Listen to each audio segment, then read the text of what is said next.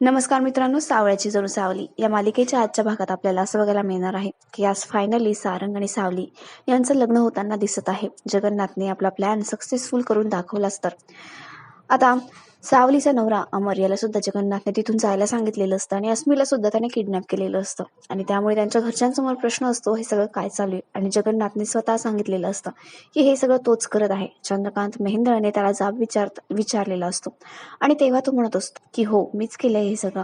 जेव्हा माझ्या पहिल्या मुलीचं स्थळ तिथे तुमच्या घरी आलो होतो तेव्हा तिलोत्तमा मेहेंदळांनी तिला नाकारलं होतं आणि म्हणूनच तिने आत्महत्या केली होती.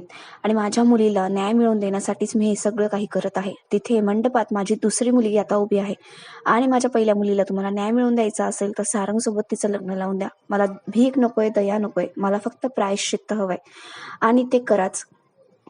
तुम्हाला जर मेहेंदळे कुटुंबाची होणारी बदनामी थांबवायची असेल आणि माझ्या मुलीला सुद्धा न्याय मिळवून द्यायचा असेल तर सावली बरोबर सारंगचं लग्न लावून द्या. आणि त्या ठिकाणी सावली आणि सारंग यांचं लग्न सुद्धा लावून देण्यात येतं.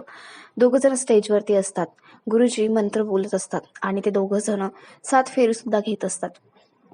आणि आता शेवटी सारंग आणि सावली एकमेकांचे पती पत्नी झालेले असतात. इकडे तिलोत्तमा आपल्या मुलाच्या चांगल्या आयुष्यासाठी आणि त्याचं लग्न वगैरे व्यवस्थित पार पाडण्यासाठी पूजा करत असते. तर मग आता बघूया तिलोत्तमा हे सगळं काही कसं फेस करते ते आणि ती सावलीला सून म्हणून स्वीकारते का, हे सगळं काही बघण्यासारखं असणार आहे.